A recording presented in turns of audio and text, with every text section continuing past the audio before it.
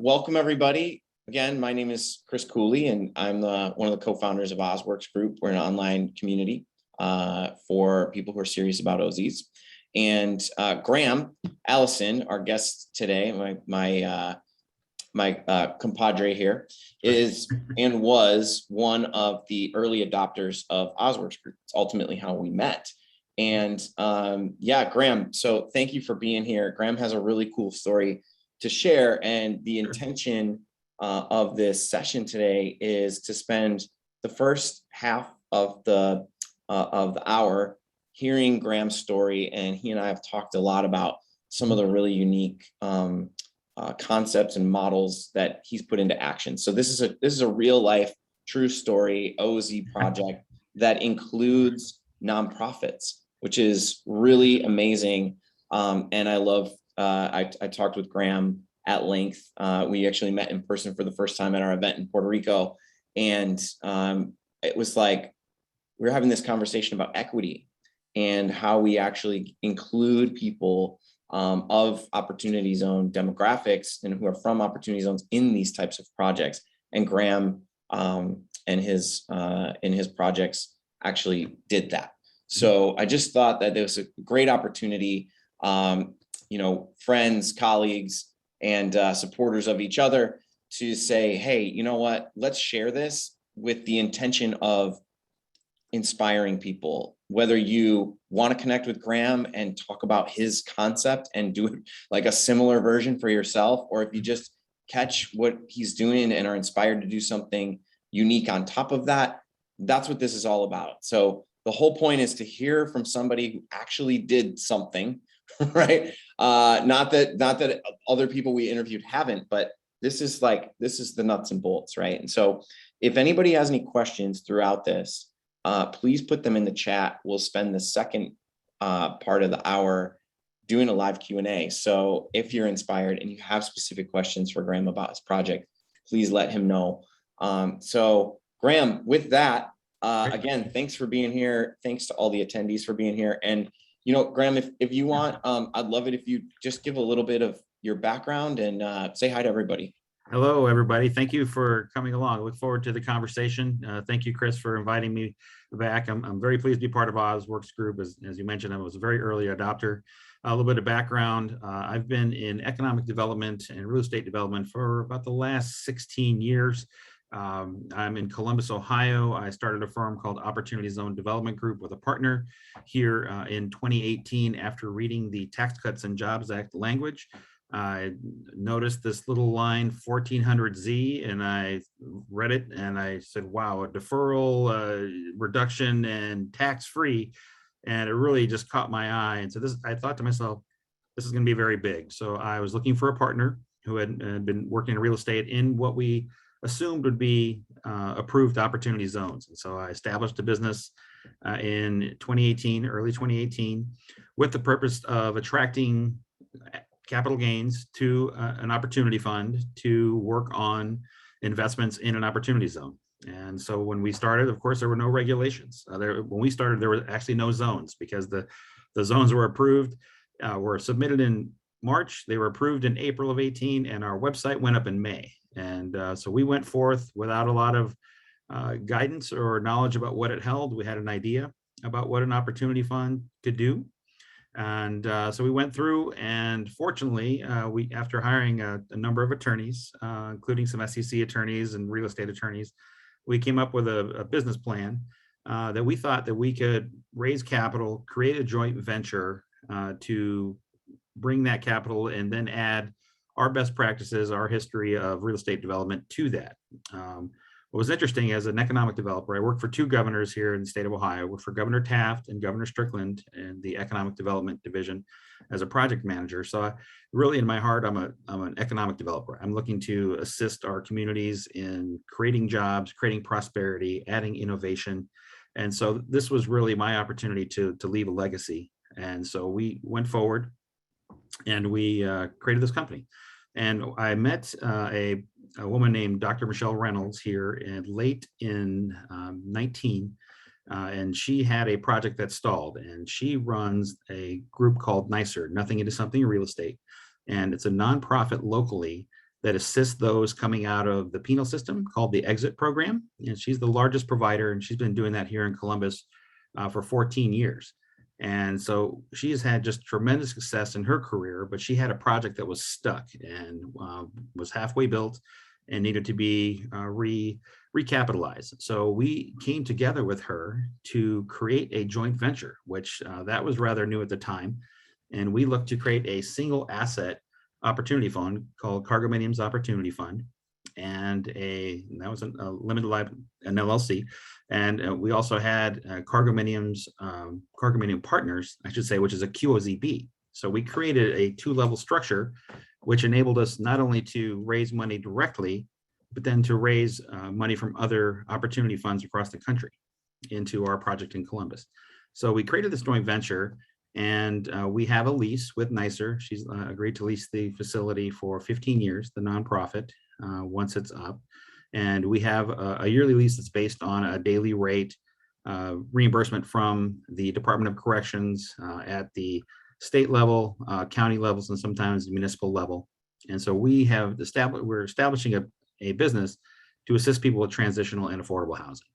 And what we're seeing is when they work with Michelle, when they come out of the penal system, that the recidivism drops about 95%. So instead of going back half the time, they go back to prison about 5% of the time, or to jail. And so it is really, her success really spoke to us, and we wanted to be a part of that. So not only did we obtain the lease with her, we asked her to come in as a partner with us. So we came together with a joint venture, and then we raised the Opportunity Fund. And it was a $3 million fund, and we have a $6 million project. So it's about equity to debt is about 50-50. We had currently three lending partners, one in Chicago, IFF. We have Finance Fund and the Affordable Housing Trust here in Columbus as well. So 3 CDFIs that came together with us to complete the financing. And what we actually did was we acquired the land for the financing that was on the books, essentially. And we've been building this with the cash raised from the Opportunity Fund. And interestingly enough, we just received our permit today. So we're using it. So our permit was approved. So now we can go vertical, which is great. And we anticipate that with the method we're using, not only are we using an innovative finance method, we're also using an innovative and green material. We're using something called Newform, which is a wall system it is essentially PVC pipe and a layer of insulation that is filled with concrete. So we're not just building a building; it's really going to be a very efficient bunker. Frankly, this is going to be one of the last buildings standing, I think, anywhere. But so we're using this. It's a company out of Canada, and it's going to be a very efficient, energy efficient building. And because of that, we're able to use property assessed clean energy. Is going to be one of our other financing methods for this. And so using these types of things as a JV, we've got a group of people that really help us. The professionals that have come together with us from our accounting team, our legal team, engineering, our contractors, all of those have really led us to create a project that follows best practices, both from an energy efficiency standpoint, from a return standpoint.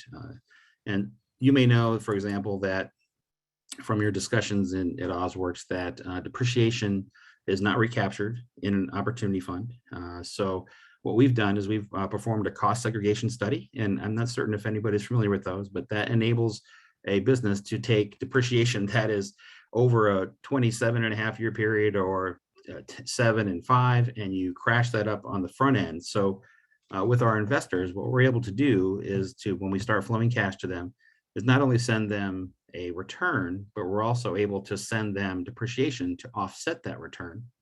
And because we have a partner in NYSER as a nonprofit, we'll be able to assign their depreciation to our investors. So really just finding best practices, but we really wanted to make an impact. So this is the type of project that we look to work on. We also work on other affordable housing projects in opportunity zones in Columbus. And we also have some energy projects that we're looking at as well. Graham, this was going to be a fireside chat. I feel like you could just talk for half an hour and everything. I'll just Really talk, engaged. right. Well, the It's passion great. is there, Chris. Yeah. We've got a great project and great people behind it, and the belief in us from our investors, from Michelle, from our team, top to bottom. Our attorneys. We work with a gentleman named Andrew Daup here, who did our private placement memo. My business partner Brian White, who's our CFO. Really, just people taking care of issues as they arise, and we're looking forward to making an impact. Well, Graham, I mean, you're you're incredible in your vision and innovation and the way that you brought in such a simple model. I think we were having dinner, right? And it was like, wait, you did what? That's like so easy. Like, I mean, really. So if you could just talk a little bit about why you brought a nonprofit in the first place, right?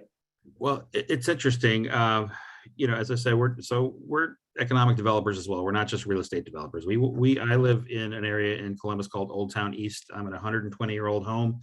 We do want to make an impact. There are billions of dollars of investment going on around us, but as you know, many communities and parts of the city have been left behind, and that's the reason opportunity zones were created. And so we really want to provide an opportunity to take the next step. They're coming out of the penal system to be able to get into an affordable housing situation where then they can relaunch their life and have a chance to really go forward, with purpose, and to have a chance to make it without going back to a bad situation.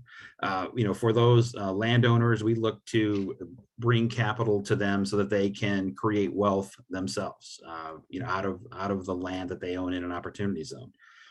For investors, we want to get them, the tax benefits, and also let them do well by doing good.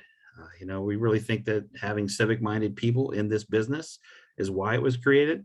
I will be frank, I would like to see more of this. I would like to see more people be willing to take a bit of it doesn't have to be a total haircut, but maybe you take a point or two off and say, yeah, I'm going to go into that type of deal. I think that was the intention.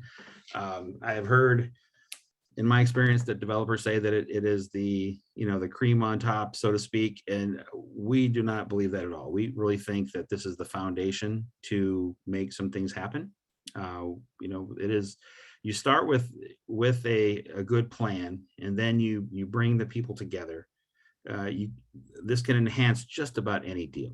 Any business, just about, other than a sin business, can be enhanced with this. And having a nonprofit, being able to give back in that way, that's important to us as well. And so we're looking to do some similar work. This could be done for housing to treat mental illness, for addiction, for healthcare, for affordable housing across the board.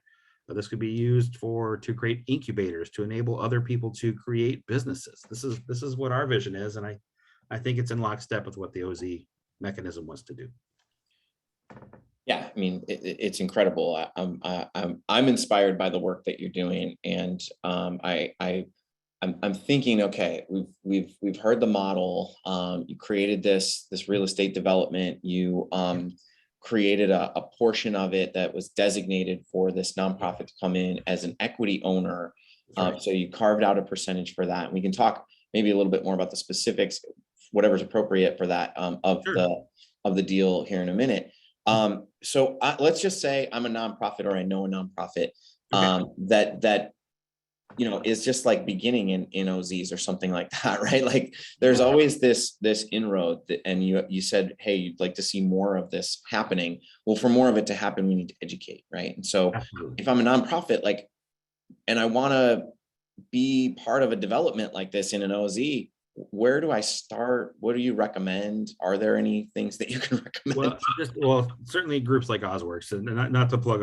I'm a big believer in creating a community where ideas can thrive, right? And so just being in the room and then educating, because this does help landowners. You can create a QOZB, a qualified opportunity zone business that has a purpose for profit. That's what we're doing. We are a private business that's taking private capital to attempt to solve a public problem. And of course there's tax credits that are available to, tax benefits to the investors.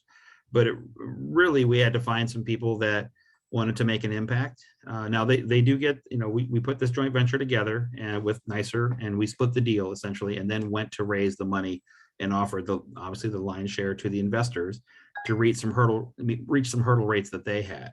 But by coming together with them, we actually have a set sale price for the 10-year exit that provides a level of benefit for the investors, but we know it's set and it's not going to go above that price. So the more that we can be efficient and the more that the nonprofit can benefit by earning equity, the less they pay at the end of the 10-year term. I'm going to flip it now, right? So nonprofit wants to get, positioned in this way. I mean, I think I already know the answer, but how about a developer, right? Here's your story is like inspired by it. What's the first step that you guys took, and how would you recommend that a developer get involved? So you definitely have talk to your professionals, because this all starts with a capital gain, right? That's the one thing is you have to find people that have capital gains. If you're a landowner that has a developer, you do need a partner. In my experience, so we're in Columbus, Ohio, 14th largest city. There's about 20 legacy development companies that are very large and do all the Class A work. For a new development company, a startup, to break into that, there are some challenges. So finding the right professionals is helpful. Perhaps even finding mentors in that can provide some guidance. Find some people that can show you the best practices when doing your real estate development, for example.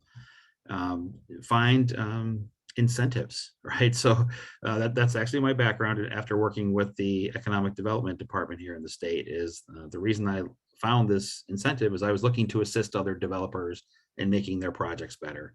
And I thought to myself, I can actually do this myself and bring people together and raise capital in the marketplace. So it starts with an idea. And then what's interesting is about the larger developers is a lot of them, and I'm not looking to disparage any of them, but a lot of them may have had projects across the country that were already in the works, and the opportunity zone landed in an area that where something was already looking to happen, right? And so what we are looking to do is to find people to come together and purposefully go raise dollars within a zone to meet a vision. And so that's really the difference is to you start with a vision. You have to be willing to share. That's the one thing is that's the very definition of an opportunity fund. It is a partnership.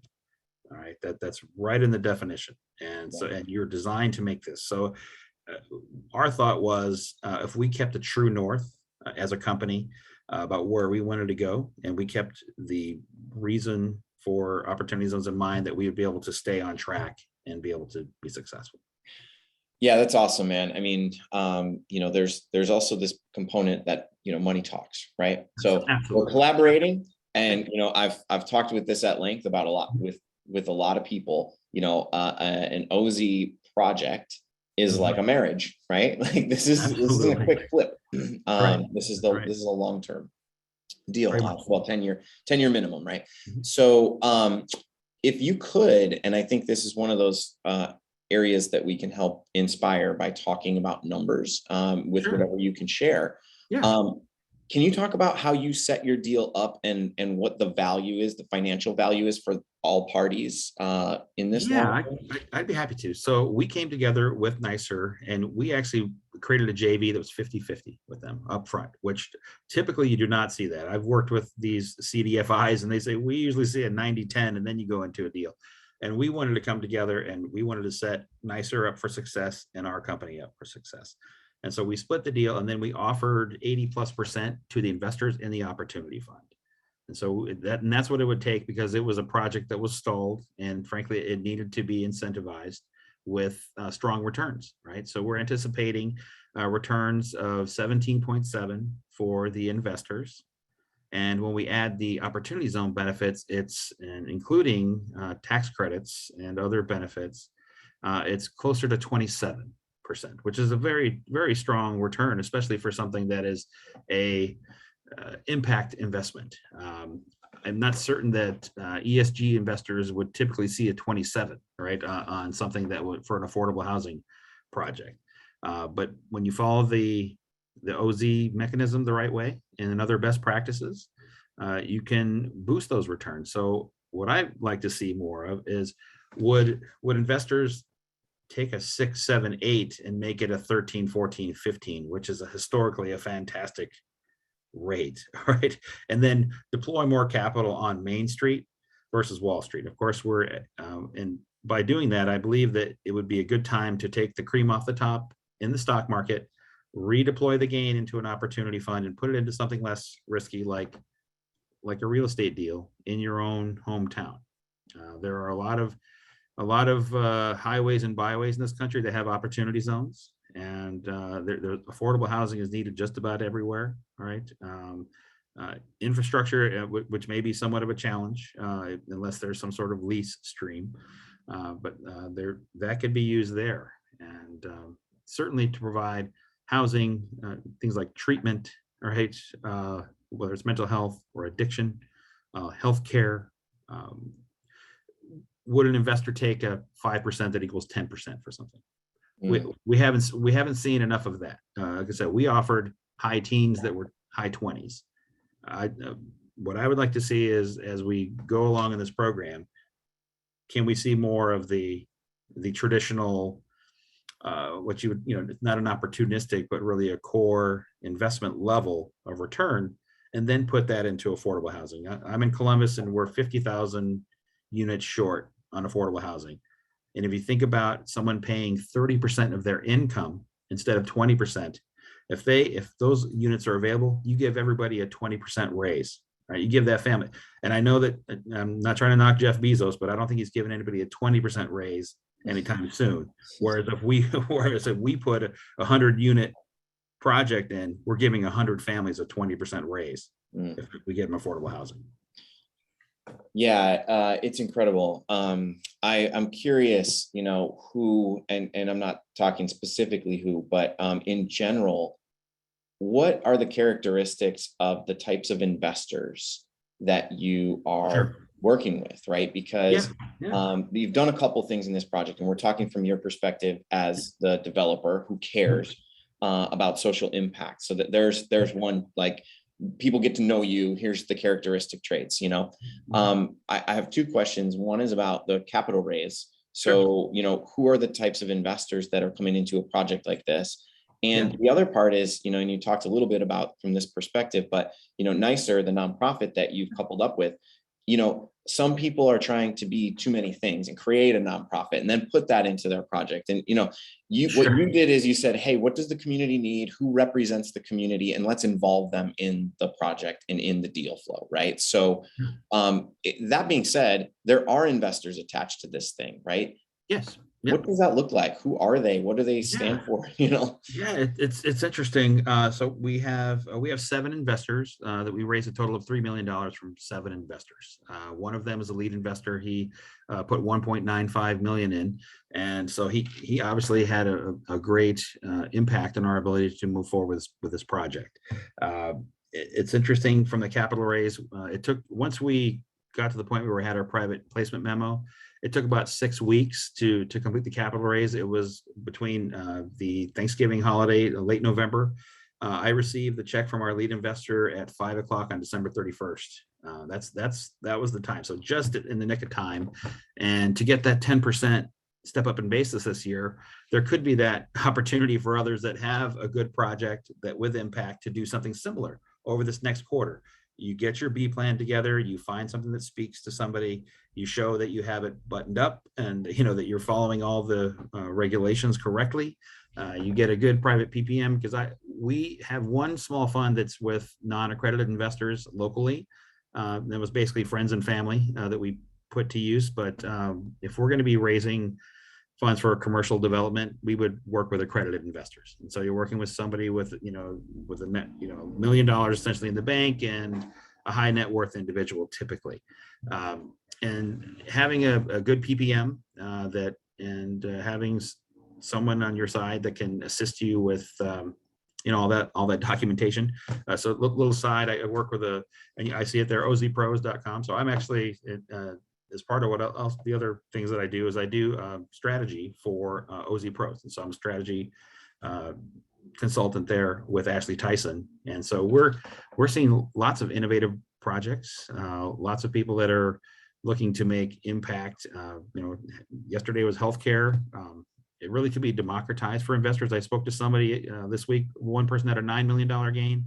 One person had $100,000 gain, and another one that had a $100 million project. So you could really democratize this and put this to work. So the capital raise for $3 million took 6 weeks. The average was 337 per thousand per investor. NYSER, they're really backing this. They've got a 14-year history and they're the largest provider.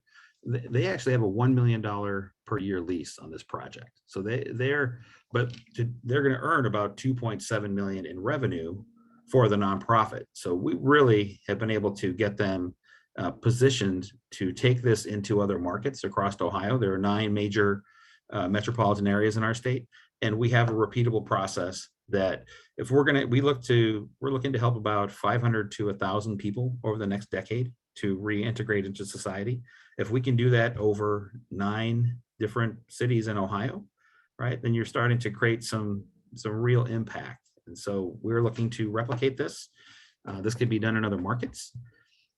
This can be done for other missions.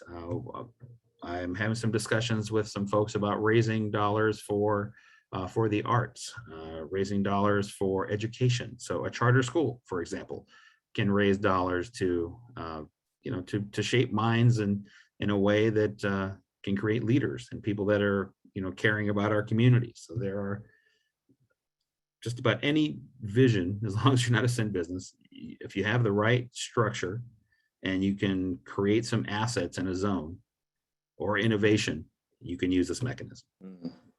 I have a couple more questions for you, sure. And then there are a couple questions that came in the chat, so we'll get to that in a second.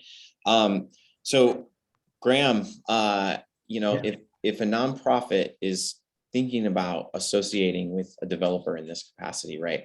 How do they find someone like Graham Allison in their market?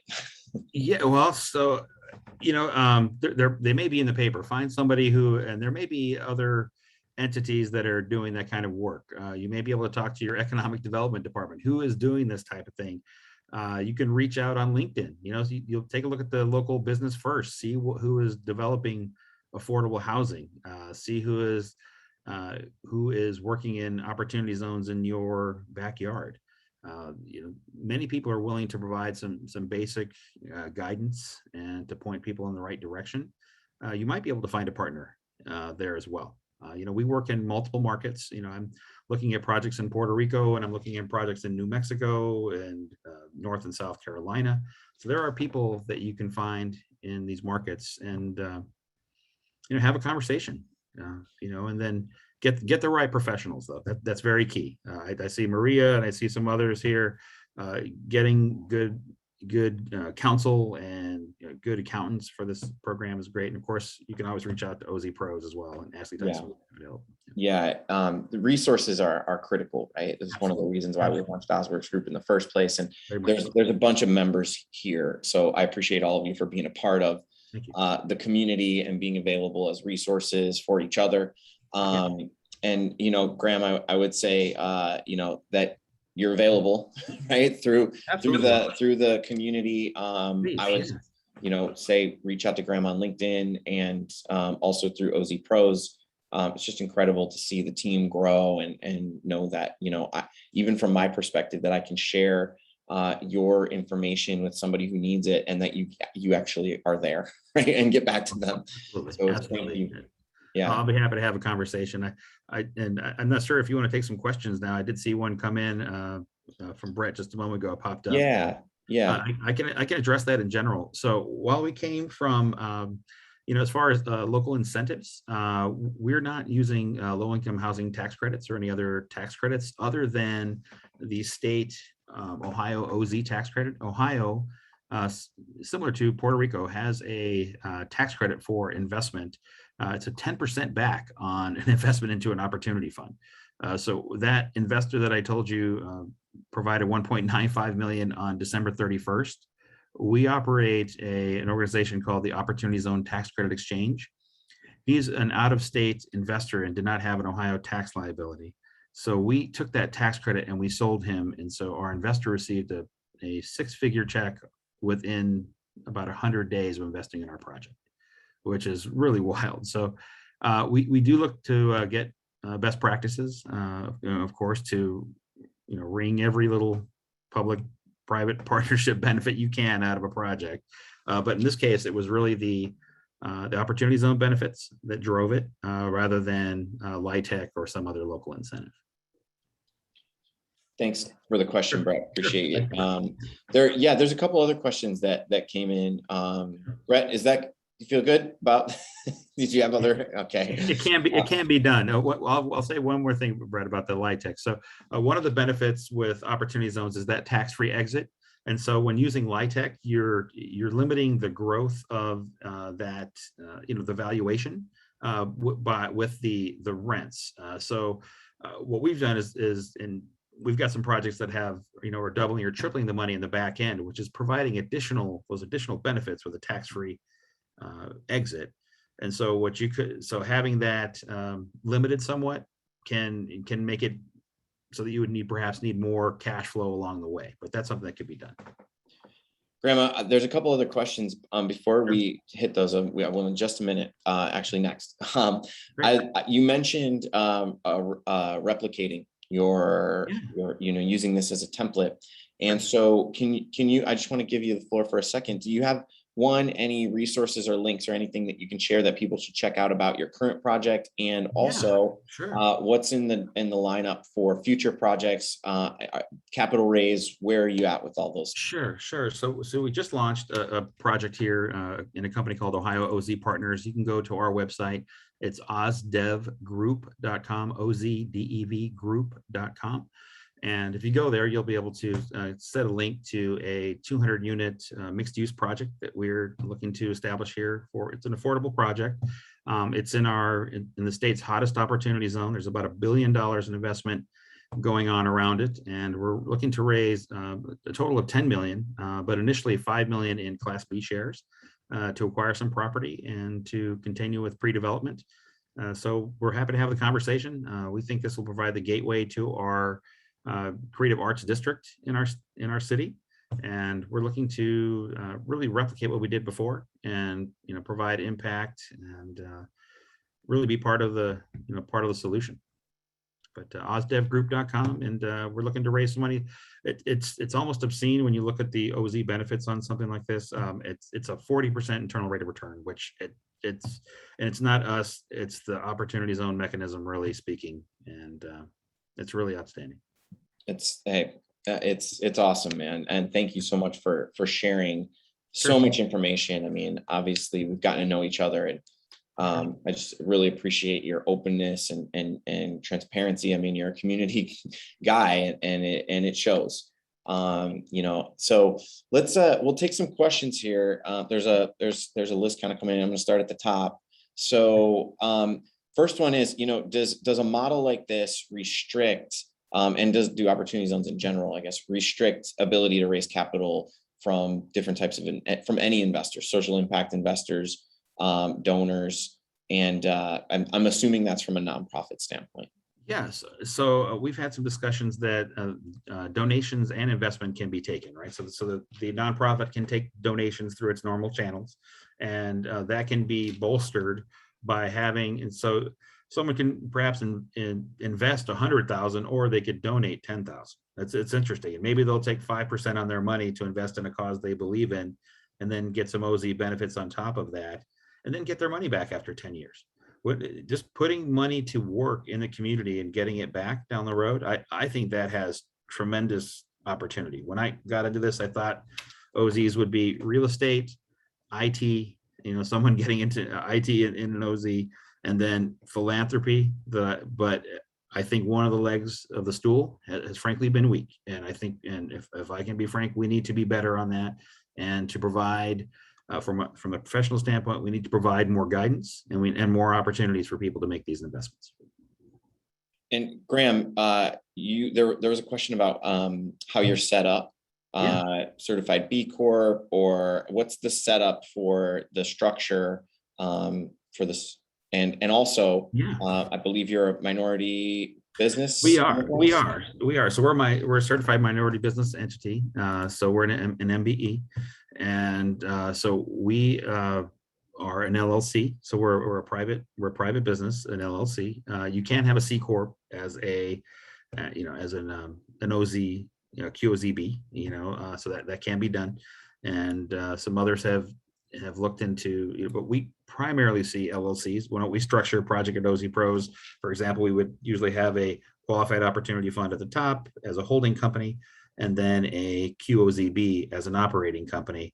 And that's really where the partnership can be on the operating company. And then nonprofits can attract other funds into that QOZB, not just through the QOF from the investor standpoint, but to have other ESG interested funds come in through that QOZB directly. Yeah, there's a lot of trainings and some courses even like to help show some of these models, right, through OZ Pros. We've got a couple in OZworks Group, so people who are members can certainly access those. I'm just going to kind of keep going down through these questions, man. Sure, please. So there's two similar sort of questions, one from Sybil and one from Bruce. Sybil is asking about, she has a nonprofit located in an OZ and a for-profit real estate development, LLC company. Can you do a JV between her own projects, right? Like, can she? Yeah. She could conceivably be on both ends of the deal. All right, conceivably, as a developer, private developer, and a nonprofit. Our nonprofit partner is in Cargomanian Partners, and she runs NYSER, so she's on both sides. And then NYSER is going to eventually own the whole thing, as long as when you're raising capital and your private placement memo, you're transparent and you're divulging what the structure is and who owns it. I mean, that's you don't want to try to throw anything by somebody, but if you are transparent with what's there, as long as investors are fine with it, you're not breaking any sort of SEC rules, then it's look to structure something as you will. There you go. The other is, so if someone owns the land, can you sell it to the OZ fund, right, or the OZ structure, realize a profit, and then be a sponsor of the fund, right? Well, so you could, there's a couple things you could conceivably even convey in. It doesn't create a capital gain, by doing that. You could sell the fund. What I'm looking to do is to find ways to cross-pollinate projects where one landowner can take a gain, invest in a fund across town, and then really vice versa. Really, as far as the related party sale, that's it has to be from an unrelated party, right, to get the benefit. Rolling that back in, selling it and rolling back in doesn't give you the same benefits, but you can roll that up to the fund and look for something there. So you can't sell to yourself or a related party and get the benefit essentially, but you can find another deal. And there are ways to, for example, some states have a repository for OZ deals across the country. There are other entities that are trying to put, so in Ohio, for example, if you go to the development department, you can see the funds are listed in other projects that are eligible investments are listed there. And Puerto Rico, I think we has been listing them. OZworks Group has at OZ Pros, when you reach out, there's a whole list of projects that we've come across that eligible investors can look into. So just, you can't have a related party. That's the one difference. And I should have prefaced this, but with a disclaimer, but always consult with legal counsel, right? Sure. This is not a situation where we're providing legal advice. or through Graham or through OZworks Group. And John did have a question about that. Is there a legal team experience with the JV portion of this concept? I see, Graham, I'll let you chime in with yours. I also see Maria is here from Puerto Rico, and also Brett is on the line. And those are two great resources that are, these folks are members of the community and can certainly help support. When you get into some detail about your projects, then, there's different scenarios that need to happen so that you can become a client before you disclose any of that information. So I would just say, go down the path and dive in with some of these leaders in this field. But that being said, Graham, is there a recommendation that you have, or even just talking about your process that you went through? I want to kick it back to, So it's interesting. So I've hired about 13 attorneys in the last 3 years. So I've had a chance to see a wide variety of skilled people, and we have one of the best. And typically what I do is when I work with a client at OZ Pros, or when somebody reaches me, I reach out to our go-to group here in Columbus for PPMs. Now there are good real estate attorneys and tax attorneys all over the country. I'm pleased to work with some of the best. And after a conversation, I'm happy to provide some guidance once I know exactly what each individual is looking to accomplish, really, versus saying a blanket, here's a recommendation who to talk to. Really trying to focus that, because there are people that specialize in different types of deals, for sure. Yeah. And I really like this question that came in. Sure. What's the ideal nonprofit partner for your model, like years of service, scalable impacts? Can you talk a little about that? Sure. So I think having some history, we were able to assist NYSER quite a bit.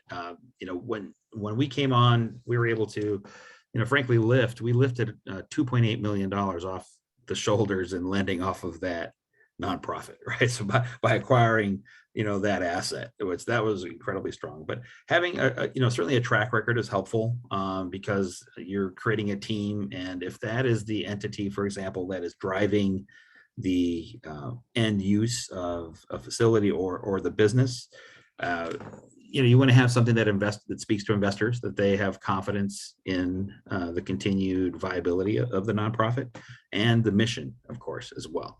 And as I said, I'm really hoping to see that, it doesn't have to be high teens on internal rate of return and high equity multiples, but we see people that are willing to invest with, passion in their community, and then enable people to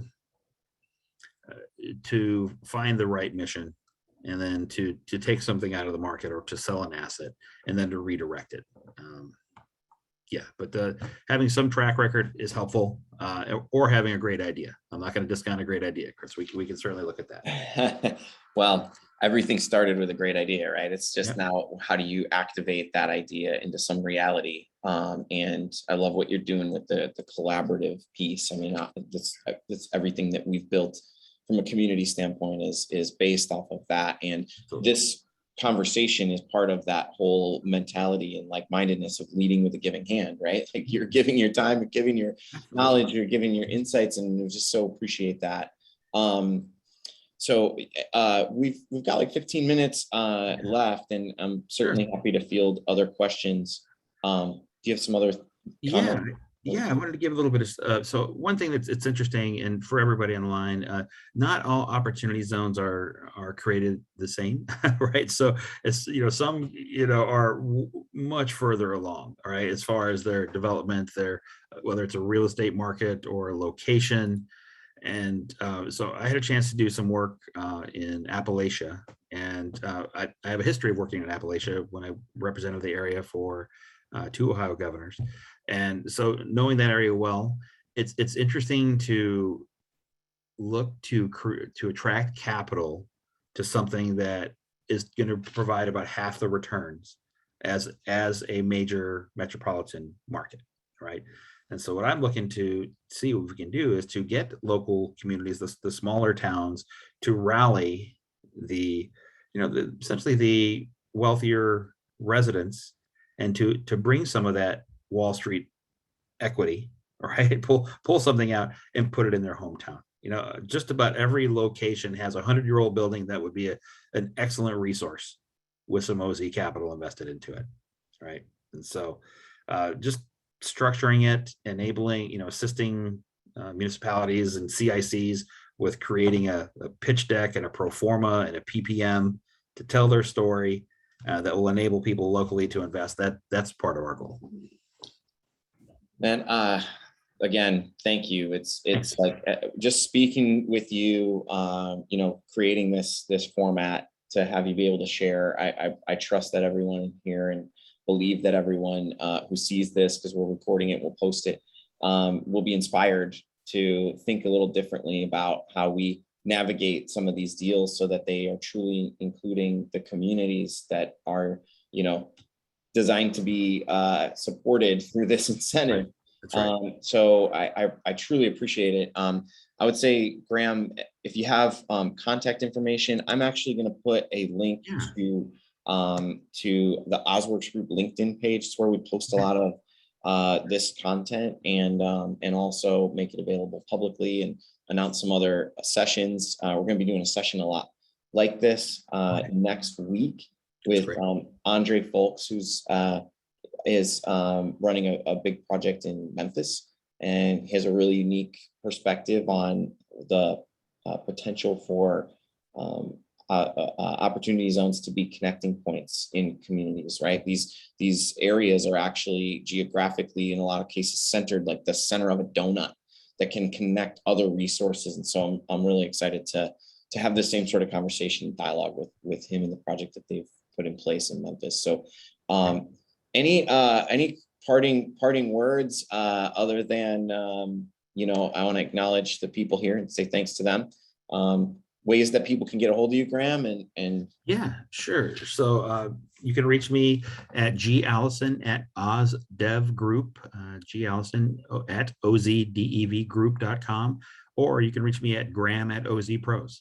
If that one's easier to reach out to, I'd be happy to field some questions and to follow up.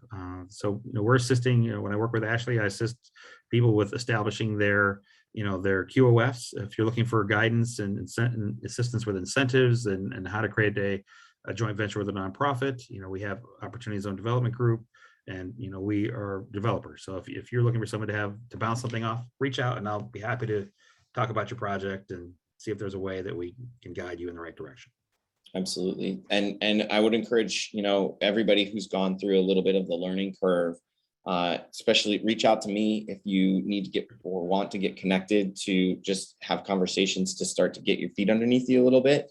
And I know there's a question about, legal teams and experience with these types of JV concepts. Like I can certainly plug those resources in, as can Graham.